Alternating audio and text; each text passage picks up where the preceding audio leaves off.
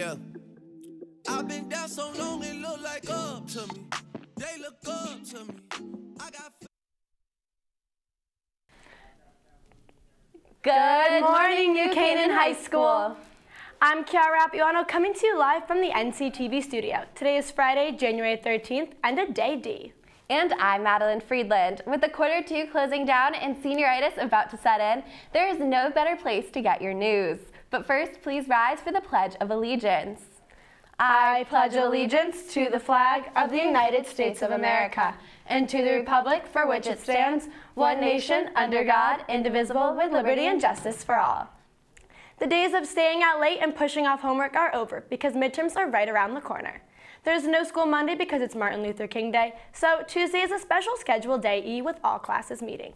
Wednesday is the first day of exams with periods 1 and 2, Thursday, periods 3 and 4, and Friday is periods 5 and 6. The last day of testing is Monday for periods 7 and 8, giving you the long weekend to study.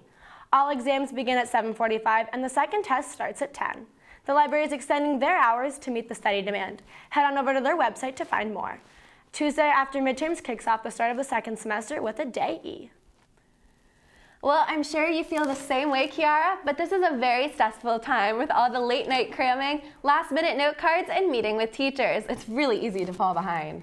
It really is, Maddie, but you know, NCTV's Luca Triant is here to help. He hit the halls to see how far the student body is and their study plans. Study for the midterms daily thus far. I haven't really studied at all, but I will this weekend. Thus far, probably 2.5 hours. I haven't studied at all. 12 minutes? 15 maybe? Yeah. What do you think are possible distractions that you can avoid when studying for midterms? Anything that moves.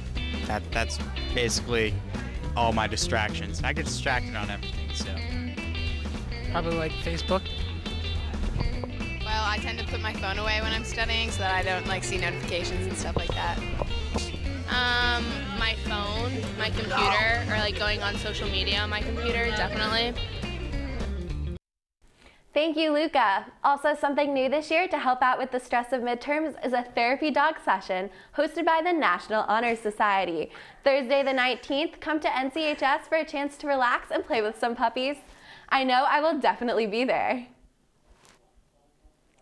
And seniors, classwork is not all you have to worry about. The graduation coordinator, Ms. Cognetta, needs your diploma name form. Seniors have received an email with the form attached and is as easy as filling out your name and getting a parent's signature.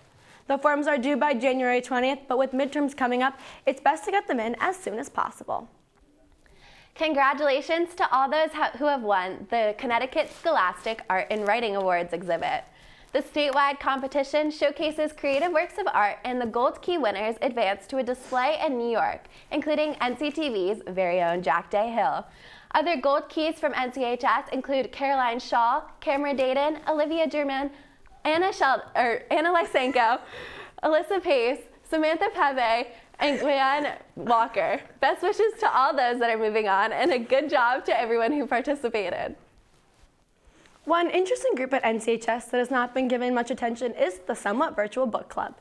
This club features collaborative online sessions with other schools and even the authors of the books. All students read the same book and meet the first of every Wednesday of every month to talk about it. We caught up with Riley O'Neill to see what makes this club so unique.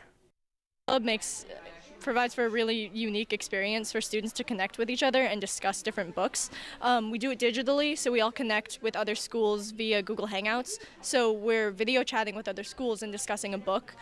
And it's really nice because you can join in from anywhere pretty much in the world as long as you have a Wi-Fi hookup. We've had schools from Japan, California, New Jersey. It's really convenient for authors to be able to join us because they can Skype in right from their own home, so they don't really have to go anywhere.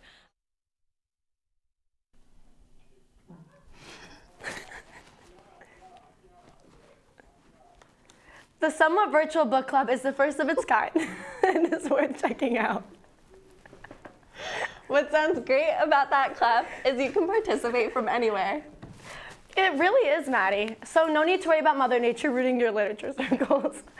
By the way, there is a curveball with the strange warm weather we had yesterday. That's right, Kiara. It has been a little weird, But luckily we have someone here who has the scoop. Let's go to Max Lavasser with our weekend's weather.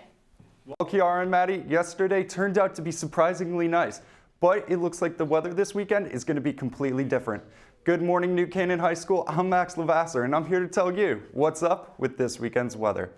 Now, I know that the warm weather yesterday was a great change from the cold, but it looks like today is going to also be fairly similar. However, the temperatures will drop throughout the day. Today will be partially cloudy for a majority of the day, with the temperatures ranging from a high in the 40s to a low in the teens. Looking forward to Saturday, you most likely are going to hang out inside for the day because it's going to be cloudy, with the temperatures only reaching a high in the 30s and a low in the 20s. So studying for midterms is definitely the ideal thing to do. But if you're looking to procrastinate a little bit, make sure you tune into the Patriots vs. Texans game this weekend. Finally, as we end the weekend, Saturday is looking similar to Sunday, with the temperatures ranging in the high from the 30s to the low in the 20s. Well, NCHS, that's it for me this weekend, and now I gotta head up to English class. I hope everyone had a great weekend and an easy time studying for the midterms. And Maddie and Kiara, just remember, the answer is most likely C. Thanks, Max. It's good to see that winter is here to stay. Those low temps will be perfect for relaxing indoors and doing some midterm cramming. I agree, Kiara, but unfortunately not all of our students can do just that. Our sports teams have been hard at work and can't slack off just yet. Now it's Schaefer Jones back at it at the sports desk to tell us how our Rams have been doing. Schaefer?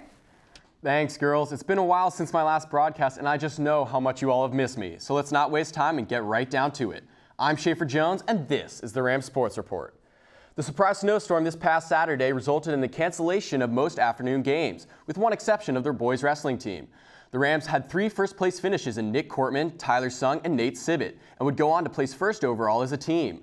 The guys also traveled to Brian McMahon this past Wednesday, where they edged the Senators 33-30 for their second straight win. The team heads up to Darien tomorrow in an attempt to keep their winning streak alive. Good luck, boys. Now, some of the games canceled included boys and girls hockey, so when the girls took on Greenwich Tuesday night, you can bet they were hungry for some action. And while a tie may not seem like much to celebrate, it came against the #1 team in the FCAC. The girls would jump to a quick 2-0 lead and hold it for most of the game. But with just 7 minutes left in the third, the girls rallied back with a goal, making it a one-possession game. Then with time running out, New Canaan pulls their goalie, creating a 6-on-5 advantage. This pays off as junior co-captain Liz McCarthy netted the tying goal with just 49 seconds remaining.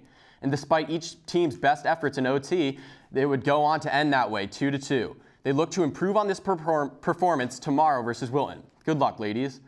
Now on to the guys. The boys faced off against Trinity Catholic Monday night, and it was easy to see why they came to play. They had a 35-15 shot advantage throughout the entire contest, and after one period, the boys led 4-0. It would go on to score twice in each of the final 2 periods on their way to the 8-0 victory. The game marked the opening of the official FCAC schedule for New Canaan, who are now 1-0 in the conference. The 2-seeded Rams will face off against the 3-seeded Northwest Catholic in Simsbury tonight and look to earn their 3rd straight win. Now on to basketball. The boys had a tough matchup last Friday against Wilton. And although they were only 4 points down at the half, they couldn't hang on with the Warriors as they would eventually lose 72-42. Coming off that tough loss, the Rams headed up to Bridgeport this past Tuesday to take on the Hilltoppers. And with a great performance by Tyler Sweeney, the Rams were able to get the win 47-41. The boys play Stanford tonight at 7 right here at home, and our new head coach Dan Melzer will be playing against his former team, so make sure to show up and get rowdy. The girls put up an equally solid performance against Bridgeport Central, finally breaking their losing streak on Tuesday night. NCTV was there for the game, so let's roll it. The game gets underway as Bridgeport Central tips the ball forward and gets the possession. However, New Canaan would strike first as junior Carly Bucci finds Riley Krug for the turnaround layup. Now, still in the first quarter, Central responds by sinking a 3. Going into the second half, the Rams have the lead, but Central would try and fight back here with the solid baseline jumper. The Rams, however, would start to pull away as freshman Jane Charleston drives to the hoop and puts it in, drawing the foul. She would go ahead and knock down the free throw as well to complete the 3-point play. Then, late in the fourth, it's New Canaan's Maeve Salvaggi who ices the game with a 3-pointer. And that would do it as the Rams take down the Hilltoppers 43-18 to get their first win of the season. The girls hope to carry on their momentum all the way to Stanford tonight as they face off against the Knights. Good luck, girls. Well, folks, that's it for me this week, and as I'd sign off, I'd like to offer you some words of advice. With midterms starting and the quarter ending just after, it can be a very stressful time. But the one thing we have to remember is that it's just a test. We'll get through this. So as you listen to my silky smooth voice, I want you to do something for me this weekend. When you're studying like crazy, take a half hour to sit back and watch some sports. It will do you good. I'm Schaefer Jones, and as always, hail NC. Thank you, Schaefer. Before we go, we would like to wish a very happy birthday to James Gibb and Eugene Grogan. If you have any announcements, be sure to email us at nctv78@gmail.com or tweet at us at nctv78 a week before the Friday broadcast. This has been Chiara Rapuano. And I'm Madeline Friedland. If you're looking for something to watch on this long weekend, tune into Channel 78 to see the orchestra concert, the holiday concert, and boys hockey versus Notre Dame West Haven airing. We leave you now with a clip from the Amnesty International Club and their Israeli Armed Forces veteran speaker. The issue of this fishbowl discussion was the Dakota Access Pipeline protests. The full version will be airing on the channel shortly. Have a great long weekend, NCHS.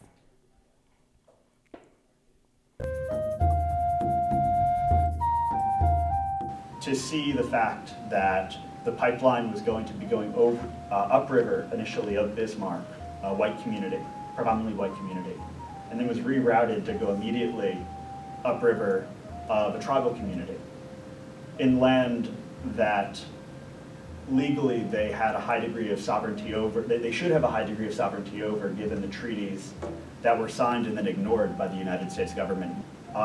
Despite all of the discrimination and hardships that they've experienced, Native Americans are service members in the U.S. military at a higher degree, higher percentage than any other demographic in the U.S. We don't approach it from a position of, that was really effed up. What can we do to rehabilitate things? How can we help you? But rather, even now we view it as an opportunity to trample over the rights and to have their peaceful efforts be met with such a high degree of violence.